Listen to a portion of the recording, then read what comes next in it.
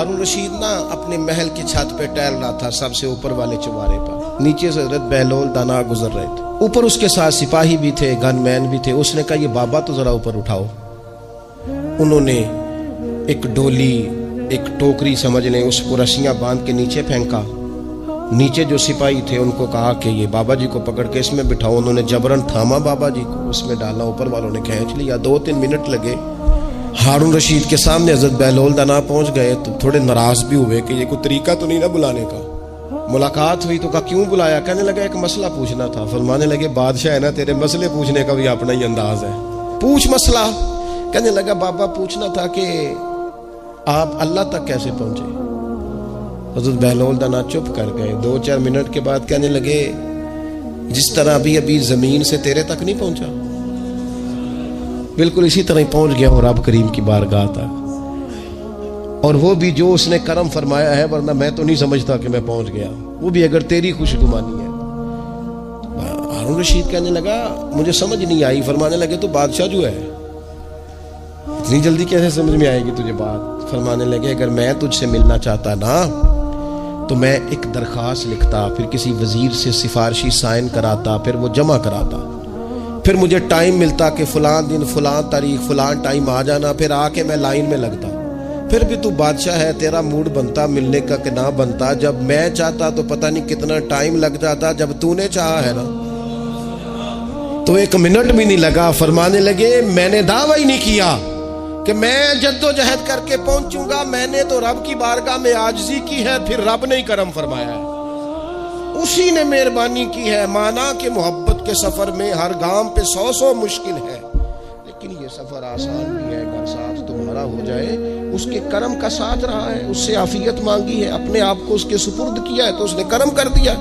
جب تک یہ مزاج نہیں ہم بناتے کہ مالک سے عافیت کا سوال کریں، اپنے آپ کو اپنے رب کے حوالے کر دیں، اس کی رحمتوں کے سپرد کر دیں، اتنی دیر تک زندگی میں ٹھہراؤ نہیں آتا، قرار نہیں آتا۔ مشکات میں موجود ہے، اللہ کے پیارے رسول صلی اللہ تعالی علیہ وسلم تیمارداری کے لیے گئے تو صحابہ کرام فرماتے ہیں وہ بندہ نا اتنا پتلا نحیف اور لاغر ہو گیا تھا جس طرح چڑیا کا بچہ ہوتا ہے، کمزوری ضعف طاری تھا۔ تو محبوب کریم نے اسے دیکھا تو بڑے کریمانہ انداز میں کریم فرمانے لگے تو کوئی دعا نہیں مانگتا، تو عافیت نہیں مانگتا اللہ سے؟ عرض کی یا رسول اللہ صلی اللہ تعالی علیہ وسلم، میں نے اپنے رب کی بارگاہ میں عرض کی ہے مالک قیامت کا عذاب بڑا سخت ہے، میں نہیں برداشت کر سکتا، تو نے اگر مجھے کوئی سزا دینی ہے تو یہیں دے لے، قیامت کو نہ دینا۔ تو کہتے ہیں محبوب فرمانے لگے سبحان اللہ، او خدا کے بندے تو رب کی سزا دنیا میں بھی نہیں سہ سکتا، اللہ سے یہ بھی سوال نہ کر، تو رب سے کہہ ربنا آتنا فی الدنیا حسنۃ وفی الآخرۃ حسنۃ وقنا عذاب النار۔ تو رب سے دنیا میں بھی حسنہ مانگ، بھلائی مانگ، تو آخرت کے لیے بھی بھلائی مانگ، تو اس سے عافیت کا سوال کر۔ تو نے یہ سوال کیوں کیا؟ عرض کی یا رسول اللہ کرم ہو گیا ہے، مجھے سمجھ آ گئی، اب میں اسی طرح ہی کروں گا۔ عزیز دوستو ہم کہاں سہ سکتے ہیں؟ ہم دنیا میں رب کی سزا ہم نہیں سہ سکتے، ہم کمزور ہیں تو گرمی نہیں سہ سکتے، شدید سردی نہیں سہ سکتے، شدت کی بھوک لوگ نہیں سہ سکتے، کوئی آزمائش نہیں سہ سکتے۔ وہ جو لوگ بعض اوقات کہہ دیتے ہیں نا جی فلاں چیز ہمارے اعمال کا نتیجہ ہے، تو میں کیا کرتا ہوں نہ کو یار ہم تو یہ بھی نہیں سہ سکتے، ہم کہاں برداشت کر سکتے ہیں، ہمیں تو وہ معاف ہی فرمائے، ہم حساب والے ہے ہی نہیں، ہم تو صرف معافی والے ہیں۔ ہم سے نہ حساب پوچھے، اس نے حساب پوچھا تو پھر تو بڑی مشکل ہو جائے گی، اگر اس نے حساب پوچھا تو بڑی رسوائی ہو جائے گی، اگر حساب پوچھا تو مشکلات سامنے دکھائی دینے لگ جائیں گی۔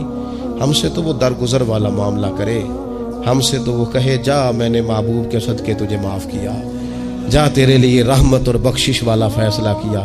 وہ کوئی سبب اس کی رحمت کسی سبب کو دیکھ لے اور درگزر کر لے۔ تو آج کی پوری گفتگو میں آج آپ کو بڑی ذمہ داری سے یہ گزارش کر رہا ہوں، اللہ سے عافیت مانگے، ہر وقت عافیت مانگے۔ میری سالوں سے روٹین ہے، میں دعا مانگتا ہوں اللہم انا نسألک العفو والعافیت فی الدین والدنیا والآخرہ، اور یہ خاموش تبلیغ ہوتی رہی، میں مانگتا رہا، کئی بچوں کو ویسے یاد ہو گئی، اس کو یاد کر لیں، اللہ سے عافیت مانگے، دین میں، دنیا میں، آخرت میں، اس کو اپنا مزاج بنائیں۔ اللہ تبارک و تعالی ہم سب کو عافیت نصیب فرمائے. آخر دعوانا الحمد.